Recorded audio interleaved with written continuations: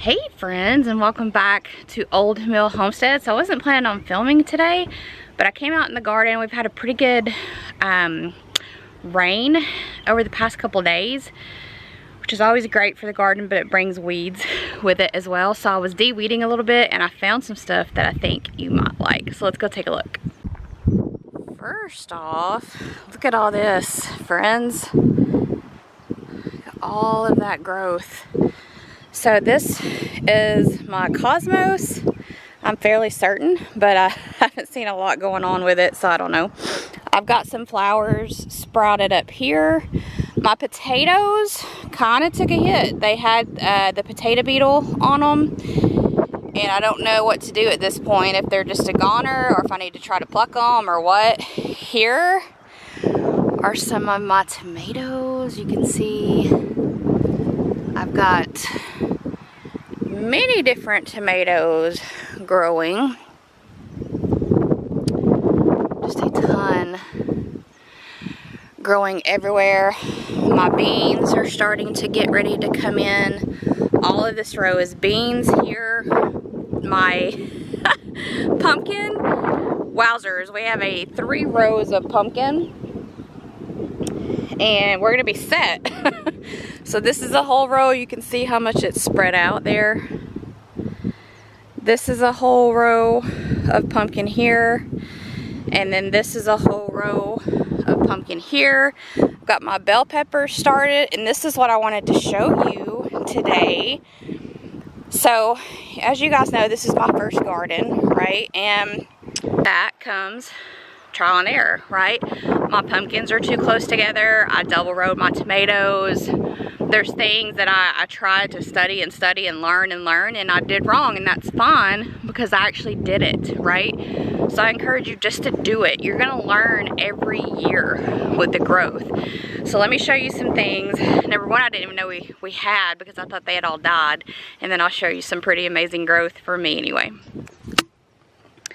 So this is the tomatillo plant, and I thought that they all died. So, and I have more than one. So there you can see the tomatillo there. And what this is supposed to be is bell pepper. So this morning I came out and look what I found. There's 2 little bell peppers in there. Look at that. We grew that. Is that not amazing? It's just amazing to me, right? That I've been able to grow anything. Then, check out that. Got a pepper. I believe this is actually a jalapeno. Apparently I got some of them mixed up in the growing process, but look at that little, there's actually 2 there growing. And then I came on down.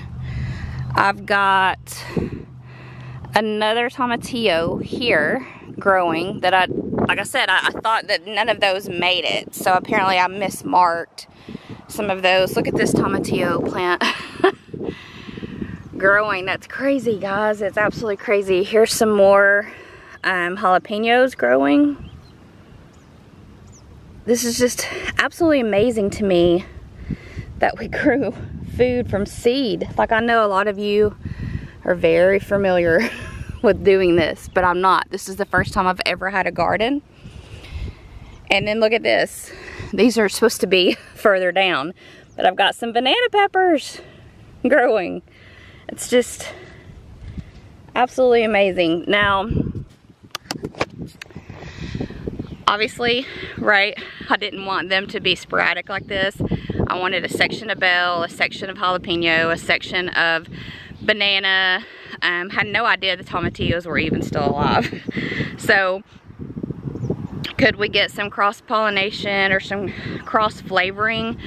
I know one year my mom, dad, in-laws that live next door did a small garden, and some of their jalapenos and bell peppers kind of crossed each other, and there was a flavor of spiciness in the bell pepper, and there was a flavor in the jalapenos. So we'll see. I don't even care at this point. I'm just tickled that something's growing. So let me show you the rest down here.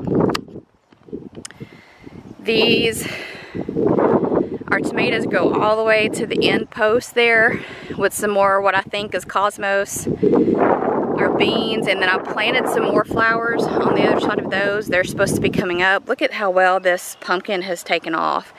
All of this down here needs to be de-weeded, and that's just kind of it. Here's 2 more tomatillos. Look at the pumpkins. It's just absolutely insane to me that we grew this. I think this is corn, I'm pretty sure it is, that got transplanted by the bird that ate the rest of it.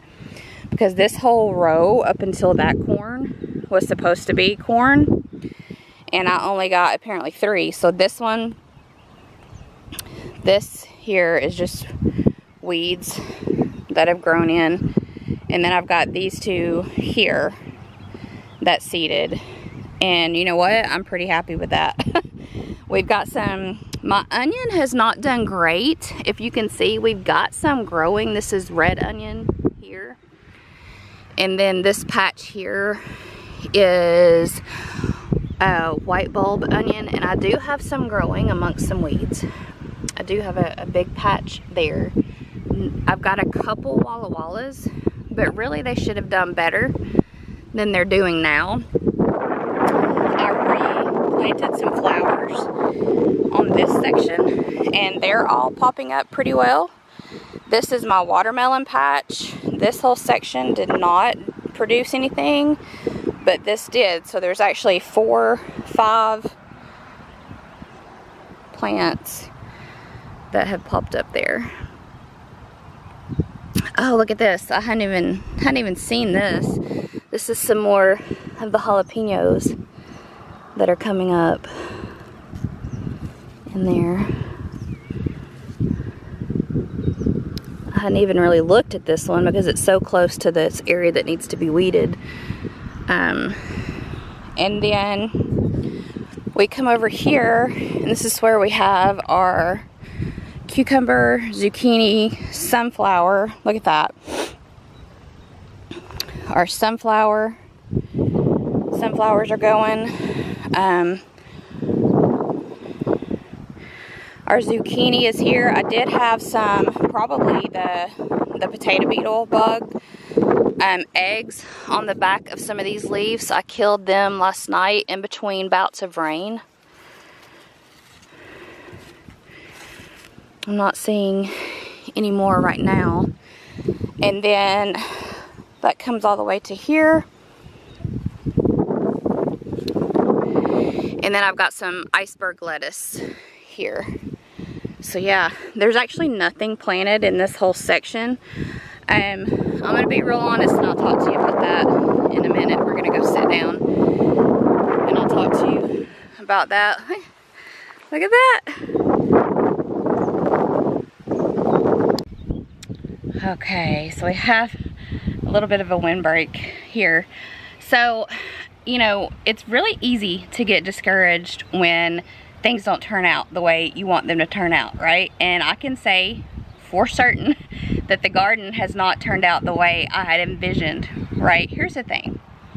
It's my first ever garden. Even if it's your second, third, fourth, 10th garden, things are not gonna go the way you planned. You're gonna learn every season that you garden. So it's really easy to get discouraged, right? When I realized, sorry about the hair, but it is what it is. This is what I look like when I go work in the garden. When I realized that I shouldn't have what I mean by double planted is that in the row, so in the straight row, I thought that as long as I had enough space in between, I could put like a cattle panel in the middle and let them grow up that way. And they're still doing okay. Don't get me wrong, they're still doing okay, right? We have tons of tomatoes on the vine. The issue is that they're crowded, right? So I've got some yellowing on the leaves at the bottom, just some other things that aren't perfect, and that's fine with me, right? I told you guys in the beginning that I was gonna be tickled pink to see anything grow in the garden, and I still am tickled pink that anything is growing in the garden. All of that stuff that came from a seed is just absolutely amazing. I'm not gonna let myself get discouraged, right? That's what this all is all about. It's a learning process. There's been so many things that have not went the way that we envisioned, right? One was the garden. Two was getting more goats, was getting the chickens.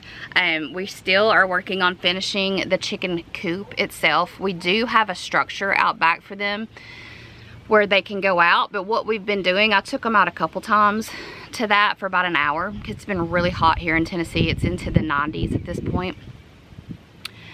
So yesterday, and what we'll probably do from here on out, is take them out to the actual chicken coop and let them get accustomed to this is home, right? So we took them out for about an hour yesterday and let them just hang out in there and brought them back in. They're about 2.5 weeks old.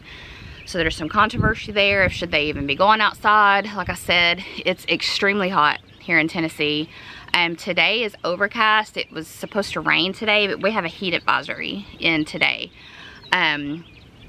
which is supposed to pick up a little bit later this afternoon. So I feel comfortable taking them outside if it's over 85. And so they don't go out for long. Like I said, we're letting them go out for about an hour and then we bring them back in. But so it's been a learning process, everything, right? With the chickens, with the goats. We had bought the Premier One portable fencing, and I love the Premier One portable fencing. Right now, we're actually using the white one, which is the chicken one, the chicken and poultry one. We're using it around the dog kennel area, which is where we were letting the chickens hang out, just to keep the goats away and any potential predators away. So we have, I'm out there with them, but things can happen in the blink of an eye. So we have that fence wrapped twice around that area. And so and just to keep the goats away so they're not chewing on the fabric that we use to it's a chain link. So just to help prevent them from chewing on something they shouldn't be chewing on. The front yard, what we ended up doing was and I'll go into this in a different video, but now the yards have kind of switched, things have kind of switched. The thing with homesteading is every day changes, every day is different, every day is a challenge, every day it's always, seems like there's always something, and you have to balance that with, is it worth it? Is it what, what's your goals? What's your long-term wants? What are your, the things that you're passionate about, right? Because obviously most of the time we could go to the grocery store and buy groceries. There's always that thought there that maybe that's not going to be a possibility. It certainly, there was a struggle there for a while, right? And it could very well happen again. So it's about being more sustainable for us. It's about growing healthier options for us. It's about wanting to, I very much am a homebody. I love everything about just taking care of the land and taking care of the property. And the my adventure is with the squad that we're on. So those are my adventurous times. But other than that, I love being here on this homestead and learning every day. And it's very easy to get discouraged when you see, like, let's take the pumpkins. You're supposed to plant one seed every 4 to 6 feet. And some places I did do that. Some places I was very thorough about doing that. And some places I was like, these aren't going to germinate, So what I ended up doing was planting them a little closer. And are they probably too close at this point, some of them? Yes. Was that a mistake on my part? Yes. Is it a learning experience? Yes. I'll do it different next year, of course. So some things I feel really excited to see them grow. There's some things that I planted that didn't do anything. Like I said, I planted, I can't remember if it was 10 or 15 seeds for the corn. I have 3 stalks. One was a transplant from a bird. 2 that actually popped up where I planted. My carrots did nothing. Most of the flowers that I planted in the garden have done nothing. My potatoes were doing great. I don't know how many days the potato beetle was on them, but I noticed that the bottoms were yellowing, and so I thought it had been from me over watering them, and so I backed off watering for a couple days. So that's 4 days, right, minimum. And then I went out there and found the potato beetle, and I got all of them off, but you see how they look. So I don't know, you know, what to do at this point. I need to try to figure that out. If you guys have had that issue before and know, you know, let me know. Is it over and done with? Did I lose my potatoes, or should I go ahead and pull them up and just, you know, be happy with what I have, or are they goners, you know, kind of thing.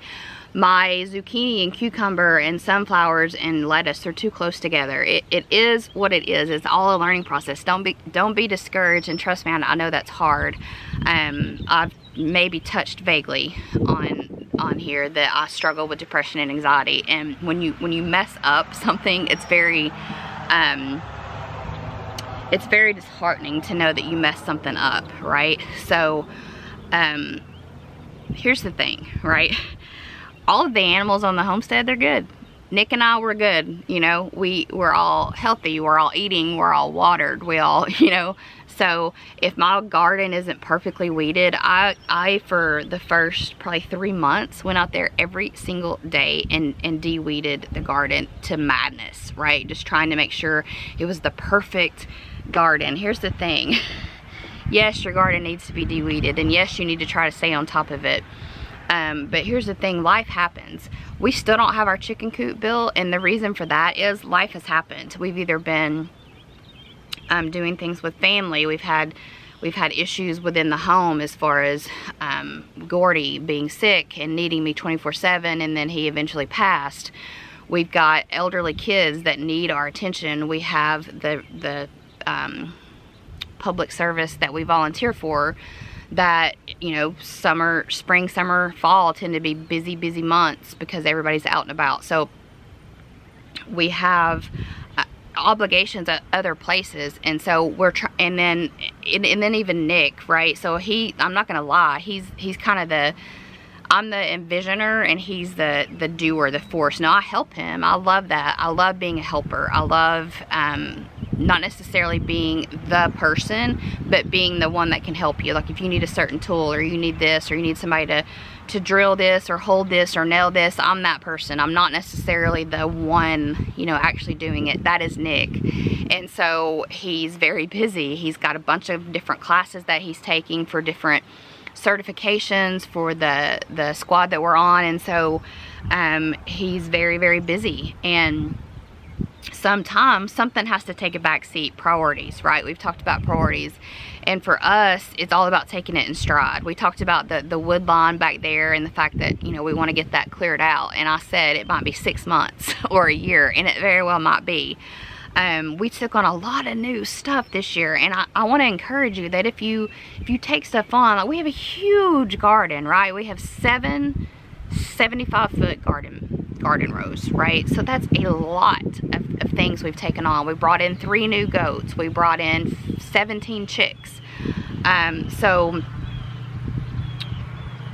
it's all a learning process. So, and I know it's hard to not get discouraged, but just realize that you're gonna learn every year. And am I super enthused? Sorry, that's Peaches jumping up on the platform I have. Actually, he's gonna walk right in front of the camera. So you're gonna learn every year, right? This year I might have a bumper crop of tomatoes, which it appears that I do. Next year I might have 3 tomato plants that actually grow. I'll change the way I do things next year, of course, and there'll probably be less plants, but you're gonna learn every year. It's just not getting discouraged. So I encourage you to just look at your failures as learning opportunities, not as defeat, right? And I know that that's easier said than done when you've spent, I was telling Nick, when we were putting those cattle panels up, we were a little late putting them up, and they're actually our neighbors. He let us borrow them, and we broke a tomato plant. I think we broke 2. And Nick was like, it's no big deal, you know, we planted 125. And I said, but I've been with these tomato plants since February 20th, I believe it was. And I said, and then it's just to break them, right? It's disheartening. Like, I know that we have 125-ish out there, but it's the fact that we just broke 2 because of our own not being intelligent, not using our brain, and getting those cattle panels out before we actually did. And you know what? things happen, right? I wish I could say that, you know, we have ample time in the day, but I don't know that a lot of people that have ample time. So you're constantly kind of bobbing and flowing with things. So I wanted to give you just a video update of the garden and just learning experiences, some encouragement, letting you know that, you know, you're gonna have failures. Just pick it up the next year and go. Take what you learned and move on. There's so many different things that I'll do different next year. One being, I will wait till mid-March to start my starts. Hold on.